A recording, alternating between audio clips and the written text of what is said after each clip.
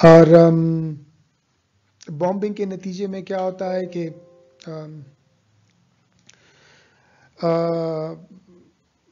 افغانستان احتجاج کرتا ہے، پاکستانی حکومت سے مطالبہ کرتا ہے کہ وہ ایکسپلینیشن دے کہ انہوں نے کیوں افغانستان کے اندر جا کے بمباری کی، بلکہ وہ ایسے کرتے ہیں کہ کابل میں موجود مختلف بین الاقوامی ممالک کے جو سفیر ہیں، امریکہ کے، ایجپٹ کے، جارڈن کے، اٹلی کے، ان سفیروں کو وہ دورے پہ لے جاتے ہیں مغلقی کے علاقے میں، جہاز میں بٹھاتے ہیں، خوض آتے ہیں، خوض سے وہ گھوڑوں پہ سوار ہوتے ہیں اور پیدل سفر کرتے ہیں اور اس ایک دور دراز کے علاقے میں پہنچتے ہیں، اور وہاں پہ وہ باقاعدہ وہ لوگ یہ کنفرم کرتے ہیں کہ ہاں پاکستان نے افغانستان کے اندر کارروائی کی ہے۔ پاکستان اپنی غلطی کو ایک جوائنٹ کمیشن کے ذریعے بعد میں مان لیتا ہے، پہلے وہ انکار کرتا ہے کہ ہم نے کارروائی افغانستان کے اندر نہیں کی ہے، لیکن بعد میں اعتراف کرتا ہے کہ پاکستان کی جو کارروائی تھی وہ افغانستان کے اندر تھی، اور اسے افغانستان کے لیے بھی اس کا نقصان بھی ہوا ہے، اور پرومس کرتا ہے کہ وہ ڈیمیجز بھی دے گا۔ لیکن یہ ایک چھوٹی سی ایپیسوڈ ہوتی ہے جس میں انٹرنیشنل ہیڈ لائنز بنتی ہیں کہ پاکستان کے جہاز نے افغانستان کے اندر کارروائی کی ہے، لیکن اس کے علاوہ بھی بہت ساری ایسی کارروائیاں ہوئی ہیں جس میں پاکستان کے اندر فقیر رفیبی کے بہت سارے فالوورز جو ہیں، تیرا میں اسی قسم کی ایک بہت بڑی کارروائی تھی جس میں کافی لوگ مارے گئے تھے۔ تو یہ کمپین جو ہے، یہ جتنی بارڈر کلیشز کی تعداد زیادہ ہوتی گئی، پاکستان کی کمپین جو ہے ایریل بومبنگ کی، وہ اس کے ساتھ بڑھتی گئی۔ اب افغانستان جو ہے وہ سمجھتا ہے کہ اس کے جو موقف ہے اس کو انٹرنیشنل پذیرائی نہیں مل رہی۔ جو پاکستان ہے اس نے افغانستان کے مطالبات کو صحیح طور سے نہیں مانا ہے، اس لیے وہ کہتے ہیں کہ اب ہم کیا کریں گے کہ اب ہم جائیں گے برطانوی حکومت کے ساتھ، جن کے ساتھ ہمارا معاہدہ تھا۔ ان کے جو ایمبیسڈر ہیں سردار فیض محمد صاحب، وہ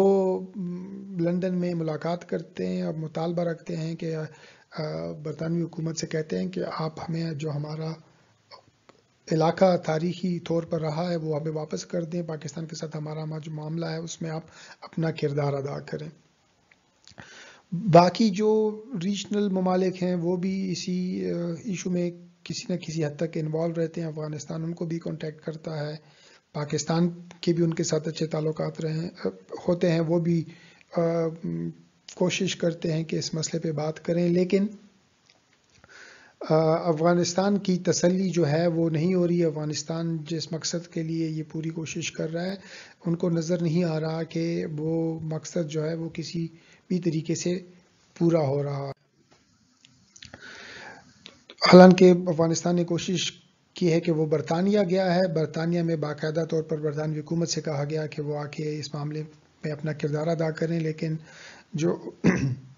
اس وقت کے برطانوی سیکرٹری آف اسٹیٹ ہیں فلپ نوئل بیک، وہ پھر پارلیمان ہے، برطانوی پارلیمان میں ڈسکس کرتے ہیں، اور پھر میڈیا سے بھی کہتے ہیں کہ جو افغانستان کی حکومت کا پاکستان کے خلاف کلیم ہے وہ غلط ہے۔ وہ انٹرنیشنل قانون کے مطابق پاکستان اس جغرافیہ کا حقدار ہے، اس کو انہیریٹر ہے برطانوی حکومت کے تقسیم ہندوستان کے بعد یا ہندوستان سے جانے کے بعد پاکستانی حکومت کا قبائلی علاقوں سمیت تمام جغرافیہ پہ ان کا حق ہے، اور یہ انٹرنیشنلی کسی بھی فورم پہ ایک لا کے مطابق یہ بات افغانستان جو بات کر رہا ہے وہ ٹھیک نہیں ہے، وہ جائز نہیں ہے، اس کو انٹرٹین نہیں کیا جا سکتا۔ کچھ لوگ آپ کو جو تصویر کے رائٹ پہ نظر آ رہا ہوگا وہ یہ بھی سمجھتے ہیں، کیونکہ افغانستان کی طرف سے بارڈر کلیشز بہت زیادہ ہو گئے تھے، وہ سمجھتے ہیں کہ افغانستان جو ہے وہ شاید پاکستان پہ اس کے لیے ایک باقاعدہ جنگ بھی کر سکتا ہے۔ اور اس وقت بہت ضروری ہے یہ بھی یاد رکھنا کہ جو وار منسٹر تھے افغانستان کے، وہ سردار داؤد تھے اس وقت، جن کا میں سمجھتا ہوں کہ بہت بڑا کلیدی کردار تھا اس پوری ایشو کو ہمیشہ اس طریقے سے زندہ رکھنے میں یا اچھالنے میں یا استعمال کرنے میں، اور اس پوری پشتونستان اور پاکستان کے ساتھ معاملات کی وجہ سے افغانستان کے اندر سیاسی معاملات میں بھی بہت فرق پڑا. کابینہ میں مختلف رد و بدل ہو، حکومت میں رد و بدل ہو، عہدوں میں، وزارتوں میں رد و بدل ہو، لوگوں کو کچھ رائل فیملی کے لوگوں کو باہر کے ملکوں میں سفیروں کے طور پہ تعینات کرنا یا واپس بلانا، بہت ساری چیزیں جو ہیں وہ اس پشتونستان اور پاکستان کے ساتھ کے مسئلے کے ساتھ جڑی ہوئی ہیں. جولائی 1949، اب دیکھیں جون 1948 میں جو ہے وہ افغانستان باقاعدہ طور پر پاکستان کو تسلیم کرتا ہے، لیکن ان کی تسلی نہیں ہوتی. وہ اس ایشو کو، ڈیورنڈ لینڈ کے مسئلے کو، پشتونستان کے مسئلے پہ ان کی تسلی نہیں ہو رہی. وہ مختلف چینلز کے ذریعے، مختلف طریقہ کار سے اس ایشو کو زندہ رکھنے کی کوشش کر رہے ہیں یا اپنے حق میں کروانے کی کوشش کر رہے ہیں. جب یہ ساری چیزیں نہیں ہوتی ہیں اور ان کو لگتا ہے کہ اب ان کا جو موقف ہے اس کو پذیرائی نہیں مل رہی، تو وہ افغانستان کی جو حکومت ہے وہ 1949 میں پاکستان کو باقاعدہ طور پر تسلیم کرنے کے ایک سال بعد، جولائی 1949 میں وہ اپنی پارلیمنٹ کا اجلاس کرتے ہیں، شورائے ملی کا اجلاس کرتے ہیں. اس شورائے ملی میں وہ پاکستان کے ساتھ معاملات پہ گفتگو کرتے ہیں. 4-5 گھنٹے کا اجلاس ہوتا ہے اور اس اجلاس کے نتیجے میں جو قرارداد پاس ہوتی ہے، اس قرارداد میں وہ کہتے ہیں کہ ہم نے جو برٹش انڈیا ہے، جو کہ اب موجود نہیں تھا اس وقت، برٹش انڈیا کی موجودگی تو 1947 میں 14 اگست 1947 میں اختتام تک پہنچ گئی تھی. تو کہتے ہیں ہم نے جو برٹش انڈیا ہے اس کے ساتھ اپنے تمام معاہدات، جو تاریخی معاہدات ہیں، جس میں ٹریڈ ہے، جس میں ڈیورنڈ لینڈ کا معاہدہ سر فہرست ہے، ان سارے معاہدات کو ہم کینسل کرتے ہیں، ان سے انحراف کرتے ہیں کہ یہ معاہدے اب ان کی کوئی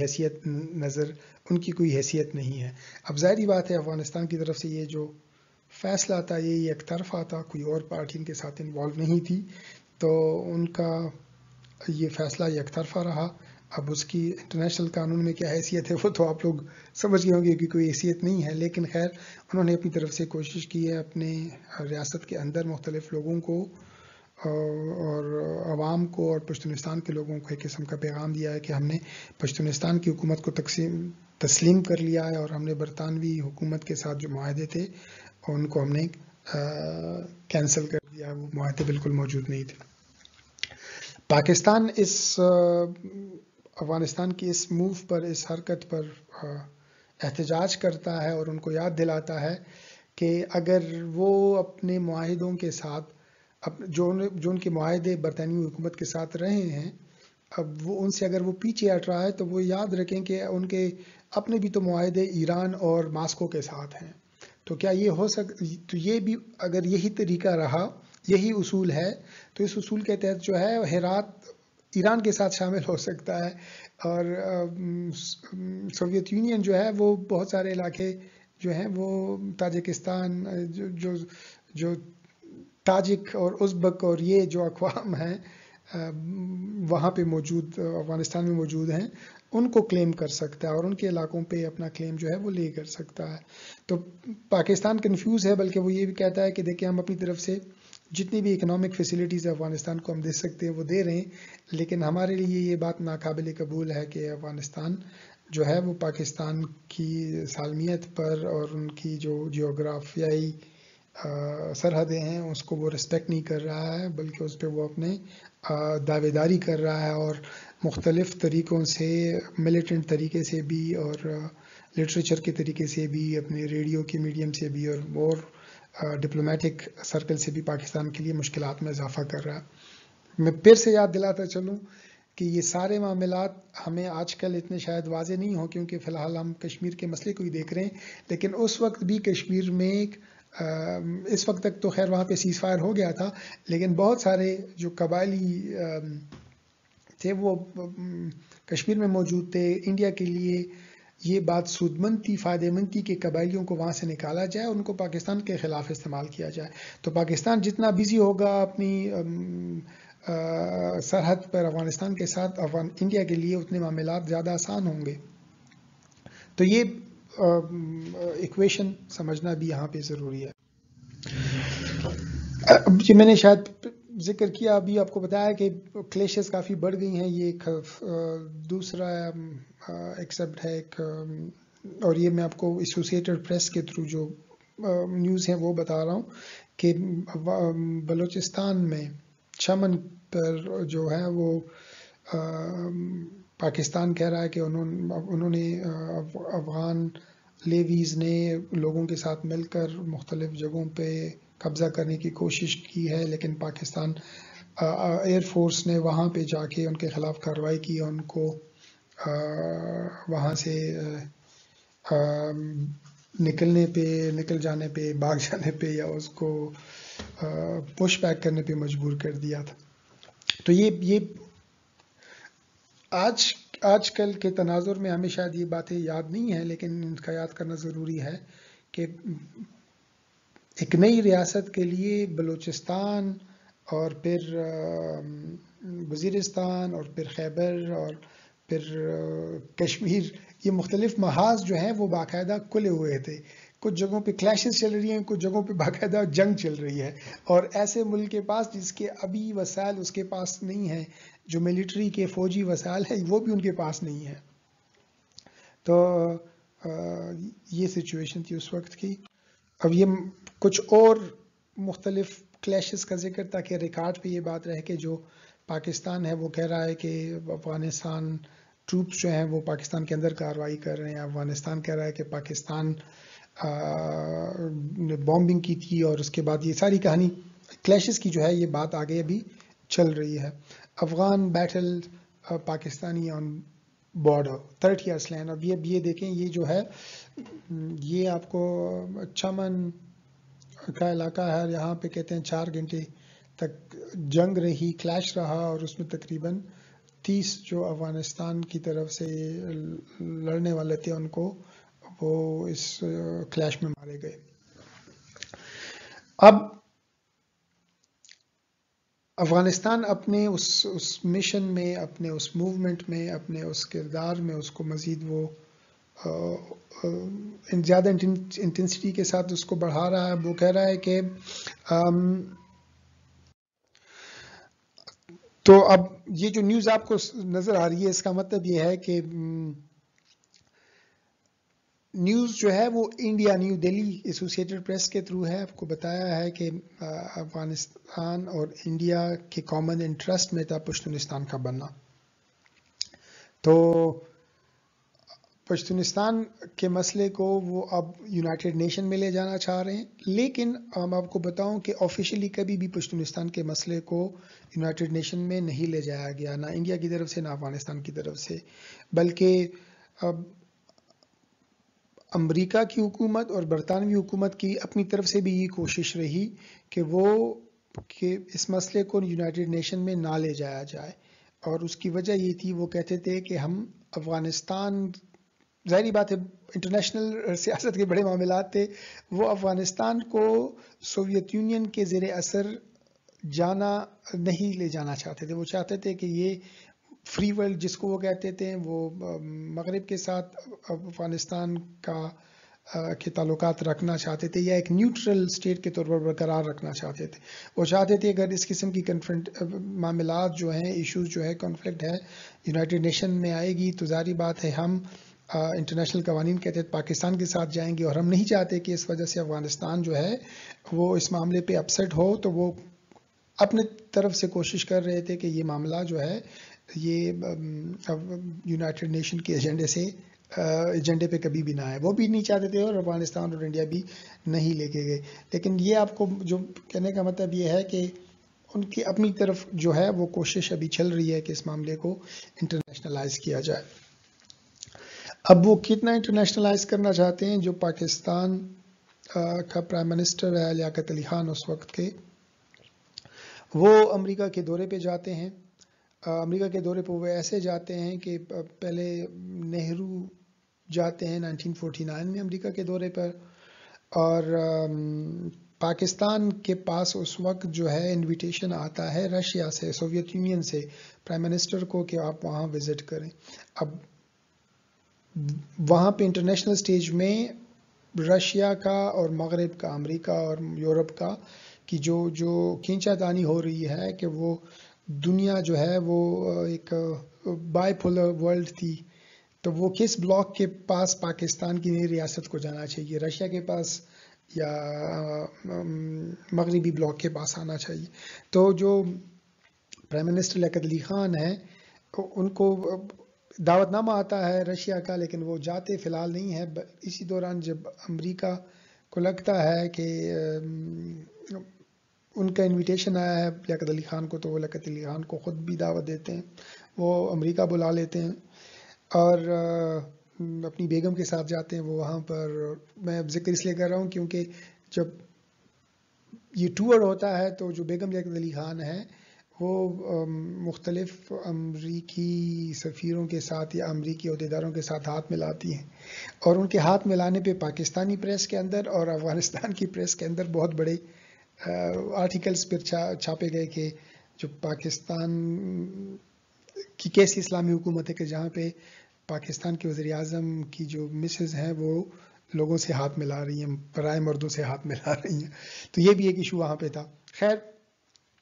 اب یہ مسئلہ جو ہے یہ انٹرنیشنلائز وہ کرنا چاہ رہے ہیں. کیلیفورنیا میں کیا کرتے ہیں افغانستان اور انڈیا کے جو سفیر ہیں وہ ایک پروٹیسٹ کا اہتمام کرتے ہیں کہ جب پاکستانی وزیر اعظم وہاں پہ پروٹیسٹ کر رہے تھے، پاکستانی وزیر وہاں پہ وزٹ کر رہے تھے، تو وہاں پہ ایک پروٹیسٹ کا انعقاد کیا گیا، اور اس پروٹیسٹ میں، اس احتجاج میں آپ کو نظر آ رہا ہوگا کہ جو یہاں پہ آپ کو ایک امریکی خاتون نظر آ رہی ہیں، یہ اصل میں ڈاکٹر اورنگ شاہ جو ہیں یہ ان کی مسز ہیں، اور ڈاکٹر اورنگ شاہ کا تعلق جو ہے وہ پاکستانی پختونخوا علاقے سے تھا، اور وہ امریکہ میں جا کے بس گئے تھے، اور پھر وہ افغانستان کے ساتھ ان کے بڑے اچھے تعلقات ہو گئے تھے. افغانستان کے جو سفیر ہیں وہ ان کے کافی اچھے ان کی تعلقات اس وجہ سے بھی رہے کہ دونوں کے موقف پشتونستان کے حصول کے لیے ایک ہی ان کا مقصد پر بن گیا. تو میں نے تفصیل سے ڈاکٹر اورنگ شاہ کا ذکر کیا ہے، میں نے اپنی ٹویٹر پہ، اگر آپ نے نہیں پڑھا ہے تو میں نیچے ویڈیو کی ڈسکرپشن میں لنک دے دوں گا، آپ وہاں جا کے تفصیل سے پڑھیں ان کے متعلق کہ ان کی جدوجہد پشتونستان کے مسئلے پہ اور ان کی زندگی کی کہانی کہاں سے شروع ہوئی اور پھر وہ کب اور کیسے ان کو امریکہ میں قتل کیا گیا. خیر، اس موضوع کی طرف اب میں نے ابھی کچھ دیر پہلے اشارہ کیا تھا کہ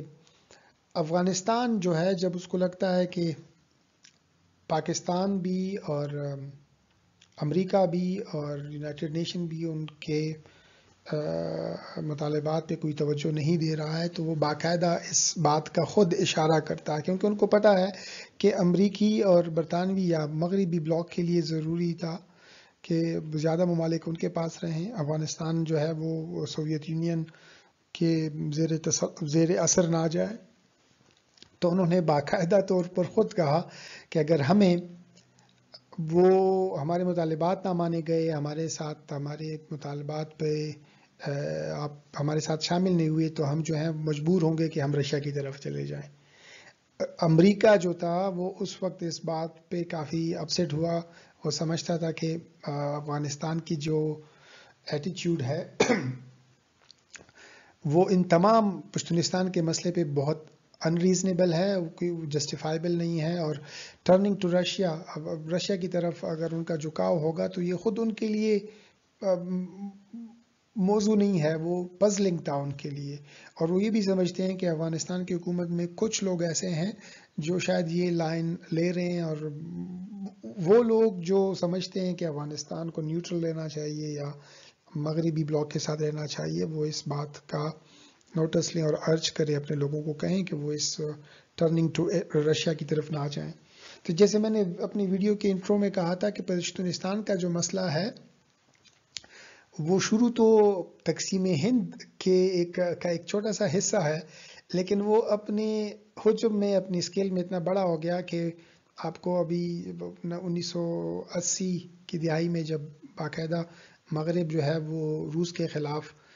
پاکستان اور افغانستان کے جہاد میں ان کا ساتھی بنا،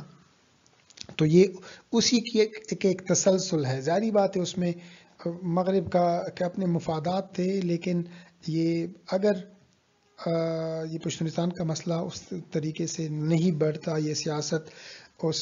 طریقے سے، یہ ساری چین آف ایونٹس جو ہیں وہ اس ڈائریکشنز میں نہ ہوتے، تو شاید کبھی روس جو ہے وہ افغانستان میں آ کے اپنی جو اکنامک انیشلی جو اکنامک ان کا اثر رسوخ ہے وہ قائم نہ کرتا، اور بعد میں باقاعدہ وہ ملٹری انٹروینشن بھی نہ کرتا، اور یہ افغان جہاد بھی نہ ہوتا، افغان جہاد نہ ہوتا طالبان بھی نہ ہوتے، شاید القاعدہ بھی نہ ہوتی. تو پشتونستان کا وہ مسئلہ جو ہمیں لگا کہ شاید ایک چھوٹا سا موضوع تھا، وہ اپنی حجم میں اتنا بڑا ہو گیا کہ اب اس کے جو اثرات ہیں وہ دنیا کے کی سیاست پر اور نقشے پہ بھی واضح ہمیں آج تو نظر آتے ہیں.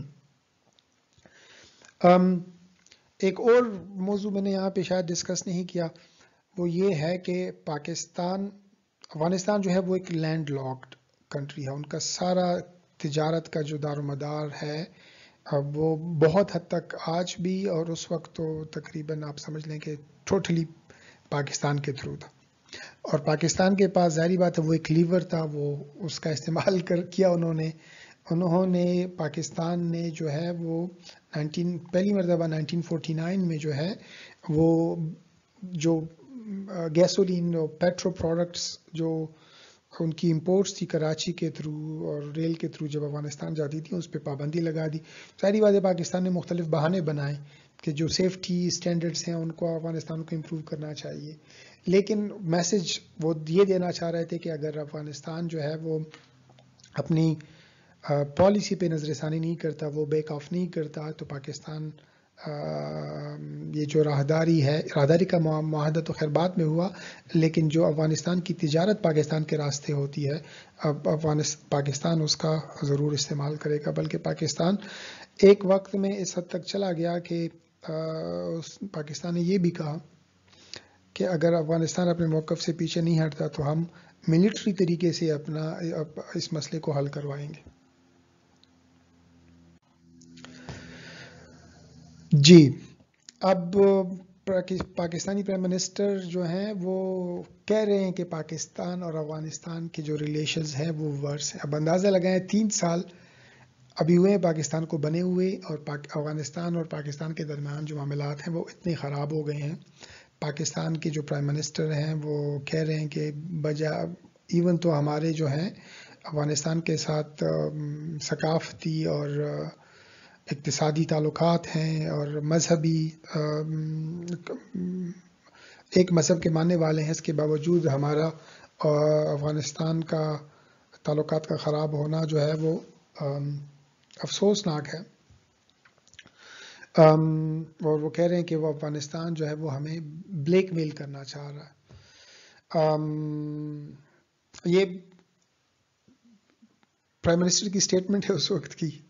ذکر کرنا ضروری ہے کیونکہ آگے جا کے آپ کو اندازہ ہو جائے گا کہ پرائم منسٹر کو پھر قتل کر دیا جاتا ہے اور اس کا قاتل جو ہے وہ ایک افغان ہوتا ہے. اس پہ ہم اگلے 2 سیٹ میں بات کریں گے، کیونکہ جو موضوع ہے وہ ویڈیو کا وہ انڈیا اور افغانستان دونوں کا کردار ہے. اور میں آپ کو بتاؤں کہ جیسے میں پہلے بھی بتایا، دونوں کا کردار بالکل رہا ہے، اور دونوں کا کردار یہ نہیں ہے کہ انہوں نے انڈیویجولی طور پہ اپنا کردار ادا کیا ہے، بلکہ مشترکہ طور پر اپنی جو پالیسی ہے پشتونستان کو سپورٹ کرنے کی، اور ظاہری بات ہے اس سے پاکستان کو کمزور کرنے کی جو ان کی پالیسی ہے اس کو چلایا ہے. یہ جو آپ کو تصاویر نظر آ رہی ہیں یہ دلی کی ہیں، اور دلی میں یہ جو آپ کو سٹیج پہ یہاں پہ جو موصوف نظر آ رہے ہیں یہ سردار نجیب اللہ خان ہیں، یہ افغانستان کے ایمبیسڈر ہیں دلی میں. اور ظاہری بات ہے انڈیا میں بہت سارے پٹھان بستے تھے اور بستے ہیں. کلکتہ میں بہت سارے ہیں، بھوپال کے جو اس وقت کے راجا تھے وہ افریدی تھے،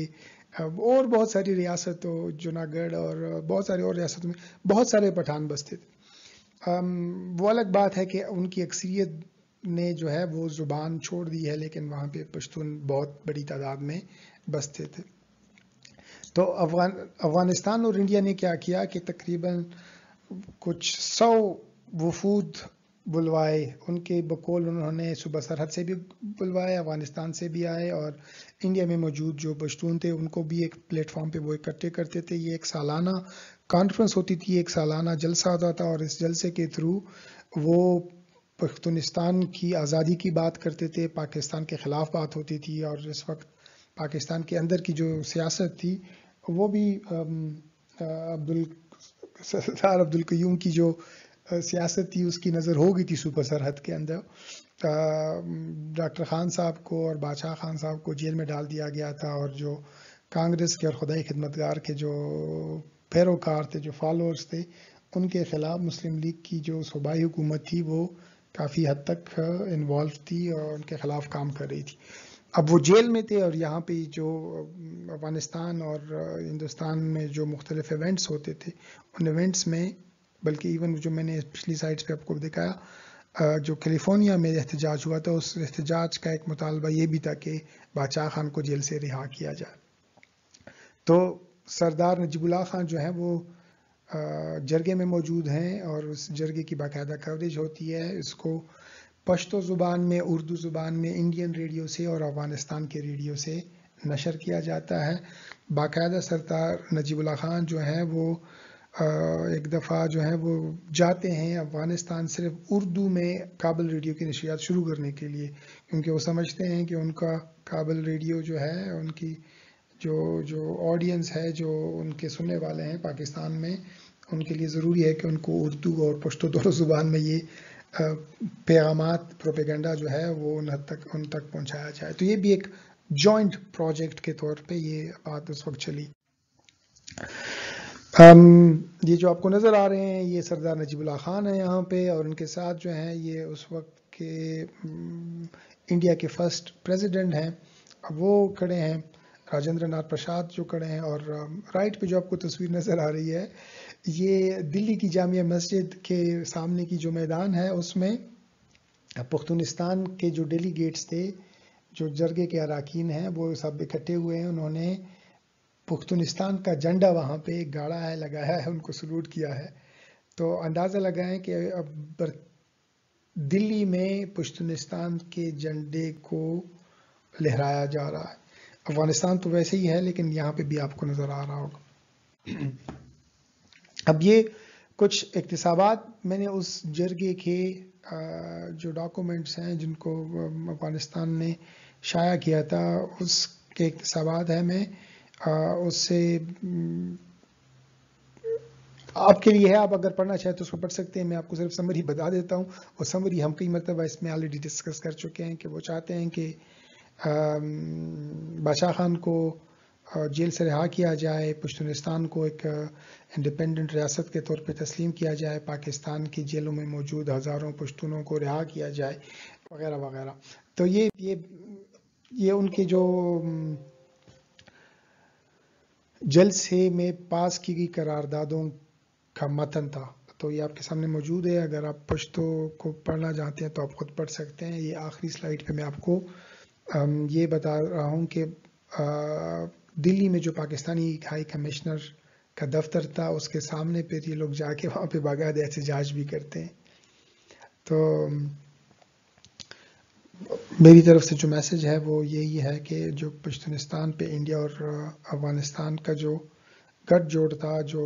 اتفاق رائے سے جوائنٹ ان کے جو کمپین تھی، وہ پشتونستان کے حق میں اور پاکستان کے خلاف تھی.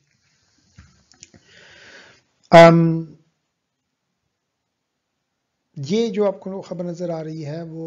بھی پاکستان، انڈیا اور افغانستان کے ٹرائنگل میں ہے کہ جو افغانستان کے معاملات، جو جس طریقے سے افغانستان ایکٹ کر رہا ہے، اس سے ایشیا پیس کو، ایشین امن کو خطرہ ہے. اور جو پاکستان اور انڈیا ایک طرف کلیش کر رہے ہیں تو دوسری طرف جو ہے وہ افغانستان اس میں انوالو ہے. اب میں یہاں پہ یہ بات شاید ریکارڈ پہ موجود نہ ہو، یہ ٹیلی گراف سے میں نے لیا ہے جو ایکسپٹ. آسٹریلین پرائم منسٹر جو ہیں وہ اس دوران وزٹ کرتے ہیں پاکستان کا، اور جب وہ واپس جاتے ہیں تو یہ ان کا بیان یہاں پہ چھپتا ہے، اور اس بیان کے نتیجے میں وہ کہتے ہیں کہ پشتونستان کے مسئلے کا جو مسئلہ ہے وہ کشمیر کے مسئلے کے ساتھ جڑا ہوا ہے۔ پشتونستان کا مسئلہ جتنا شدت کے ساتھ ابھارا جائے گا، جس پہ جتنی زیادہ بات ہوگی، جتنے زیادہ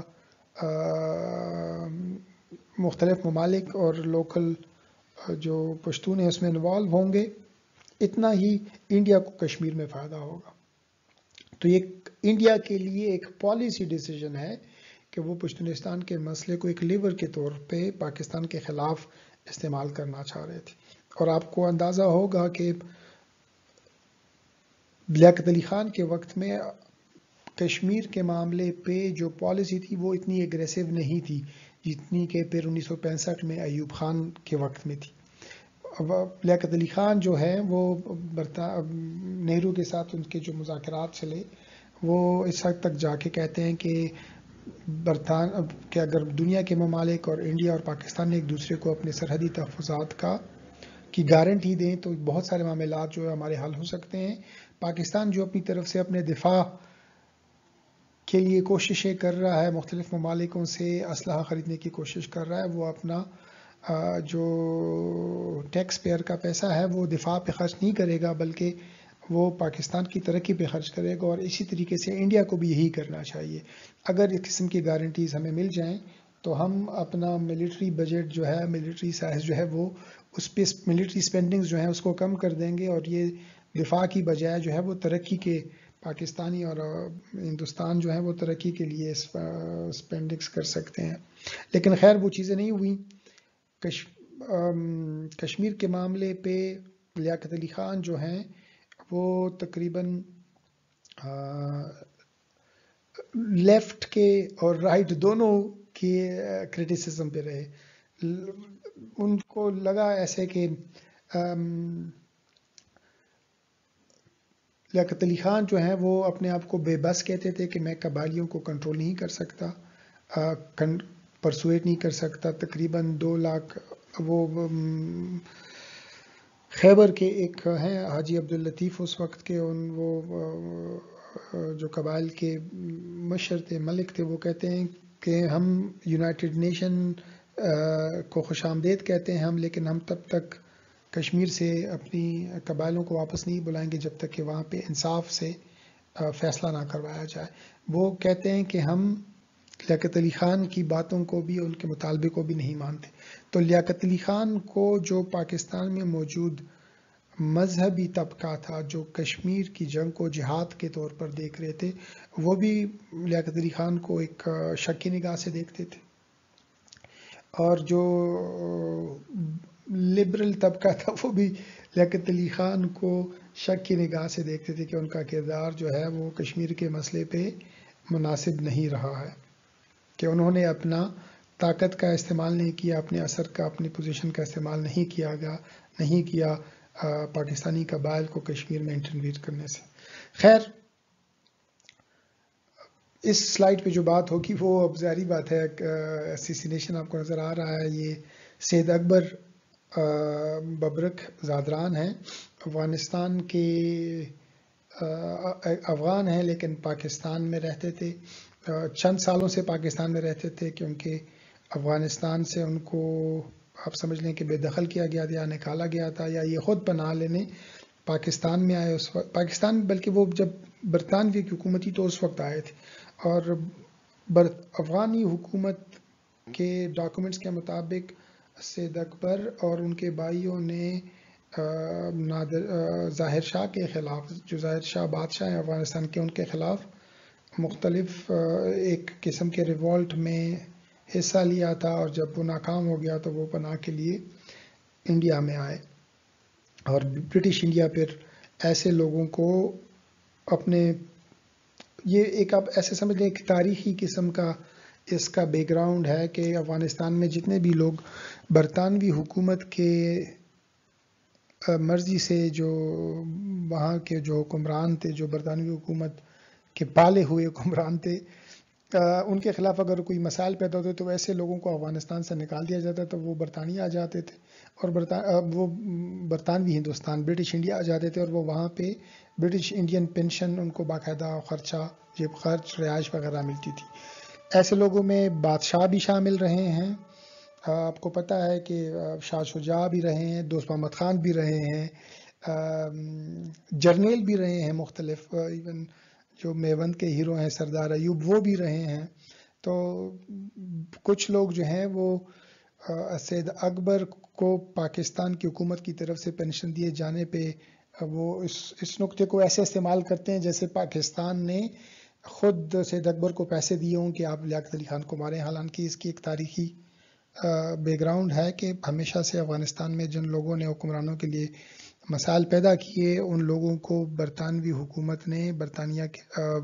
برٹش انڈیا کے اندر رکھا تاکہ وہ افغانستان میں مزید مسائل پیدا نہ کریں۔ سید اکبر بھی انہی لوگوں میں سے تھے، اسی سلسلے کی ایک کڑی تھے۔ لیکن آپ دیکھ رہے ہیں کہ لیاقت علی خان انوالو ہیں اس پشتونستان کے مسئلے پہ، افغانستان کے ساتھ تعلقات پر ان کے بیانات آ رہے تھے، اور پھر ان کو پنڈی میں ایک دن جلسے کے دوران جو ہے سید اکبر نے گولی مار کر شہید کر دیا، اور اسی موقع پر موجود جو پولیس تھی، جو بجائے اس کے کہ انہوں نے سید اکبر کو پہلے قابو کر لیا لیکن اس کے باوجود ان کو قتل کر دیا گیا۔ تو دونوں، سید اکبر نے پہلے لیاقت علی خان کو قتل کر دیا، پھر سید اکبر کو پاکستانی پولیس نے قتل کر دیا۔ اب یہ معاملات ہمیں قاتل تو نظر آ رہا ہے، لیکن قاتل کے پیچھے جو محرکات ہیں، جو دوسری قوتی، ان کا آج تک کوئی کلیئر انڈیکیشن نہیں ہے کہ اس کو کس نے قتل کیا ہے۔ میں نے اس پہ تفصیل سے لکھا ہے، میں اپنی ویڈیو کی ڈسکرپشن میں ٹویٹر پر وہ لنک دوں گا، تو آپ لوگ تفصیل سے پڑھ لیجئے گا کہ جو مختلف تھیوریز موجود ہیں کہ لیاقت علی خان کو کس نے قتل کیا، اس میں تفصیل موجود ہے۔ ایک بات کا ذکر کرنا یہاں پہ ضروری ہے کہ جب لیاقت علی خان کو قتل کر دیا گیا تو سردار داؤد جو اس وقت کے پرائم منسٹر تھے افغانستان کے، وہ اور باقی جو رائل فیملی کے لوگ ہیں وہ برطانوی سفیر سے ملتے ہیں، اور برطانوی سفیر جو ہیں وہ وہاں سے اپنی جو تعیناتی کی مدت ہے وہ پوری کر کے وہاں سے جا رہے ہوتے ہیں۔ تو جب وہ اپنی فیئر ویل میں ان کے ساتھ ملتے ہیں تو یہ لوگ وہاں پہ کنفیس کرتے ہیں کہ ان کا جو اینٹی پاکستان اور اینٹی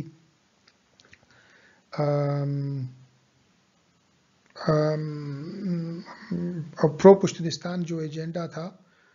جو کمپین تھی، جو پروپیگنڈا تھا، وہ شاید اوور بلو کر گیا ہے، وہ حد سے زیادہ ہو گیا تھا، اور شاید اسی وجہ سے یہ جو سید اکبر ہے یہ ریڈیکلائز ہو گیا سمجھ لیں، یا وہ برین واشڈ ہو گیا، یا اس وجہ سے اس کو قتل کر دیا گیا تھا۔ لیکن وہ سردار داؤد خود اعتراف کرتے ہیں کہ ان کی نظر میں یہ بات جو ہے یہ ان کے ایکسپیکٹیشن سے یا ان کے وہم و گمان میں نہیں تھی کہ ہمارے پروپیگنڈے کے نتیجے میں اس قسم کا کوئی عمل ہوگا۔ لیکن باہر کے آج تک کلیئر نہیں ہے کہ لیاقت علی خان کو خاکسار تحریک کے علاوہ مشرقی کے کہنے پہ قتل کیا گیا، کیونکہ ان کو گرفتار کیا گیا تھا ان کو اس قتل کے الزام میں کہ ان کو CIA نے یا برطانوی حکومت نے قتل کروایا یا ان کو روس کی حکومت نے قتل کروایا۔ تو مختلف تھیوریز موجود ہیں، اور اس تھیوری پہ اس کے ہر تھیوری کے مختلف جواز موجود ہیں۔ وہ میں نے ٹویٹر پہ ان کا ذکر کیا ہے، تو ویڈیو ڈسکرپشن میں آپ وہ دیکھ سکتے ہیں۔ یہ ایک چھوٹی سی بات کے ساتھ اس ویڈیو کا یہاں پہ اختتام کریں گے۔ یہ ویڈیو بھی چلے گی، اس کے اگلی قسط بھی آئے گی، لیکن یہ آج کل کی تصاویر ہیں۔ سید اکبر کو آج کل کے جو پاکستان اور افغانستان کے تعلقات ہیں، سید اکبر کو ہیرو کے طور پہ اب دیکھا جا رہا ہے۔ اس وقت افغانستان اس کو اپنا شہری تسلیم کرنے سے انکاری تھا، لیکن اب افغانستان کی جو اب کی حکومت ہے اس میں بڑے اعلیٰ عہدیدار جو ہیں، جو امر صالح ہیں، جو ابھی وائس پریزیڈنٹ ہیں، اور جو افغانستان کی NDS جو ہے، جو ان کی خفیہ ایجنسی کے سربراہ رہے ہیں، وہ ان کو ہیرو کے طور پہ دیکھتے ہیں، اور بھی بہت سارے جو افغان نیشنلسٹ ہیں، پشتون نیشنلسٹ ہیں، وہ بھی سید اکبر کو شہید کے طور پہ دیکھتے ہیں، اور وہ کہتے ہیں کہ کیونکہ لیاقت علی خان نے افغانستان کے بارے میں اچھی زبان استعمال نہیں کی، تو اس نے سید اکبر نے ایک بہادری کا کارنامہ انجام دیا اس کو قتل کر کے۔ میسج یہ ہے کہ پشتونستان کا مسئلہ جو 1946 میں شروع ہوا تھا وہ اب تک جاری ہے، اس پہ سیاست ابھی بھی کی جا رہی ہے، اور آگے جا کے کیا ہوگا وہ تو حالات ہی بتائیں گے، لیکن یہ معاملہ بھی شروع ہے۔ جی، تو ویڈیو آپ لوگوں نے دیکھی، جیسے آپ نے دیکھا کہ اس میں بہت ساری چیزیں انوالو ہیں، اور بہت سارے نکات ہیں جو جن پہ بات کرنا شاید رہ گیا ہو، شاید میں پوری طرح سے کور نہیں کر پایا، تو اس لیے جو چیزیں رہ گئی ہیں اس کو اگلی ویڈیو میں تفصیل سے ڈسکس کریں گے۔ تب تک کے لیے اجازت، اللہ حافظ۔